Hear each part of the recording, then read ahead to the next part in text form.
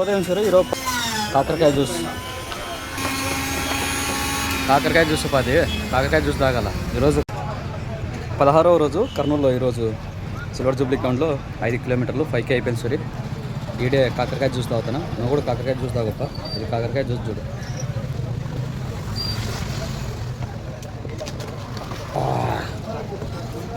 కాకరకాయ జ్యూస్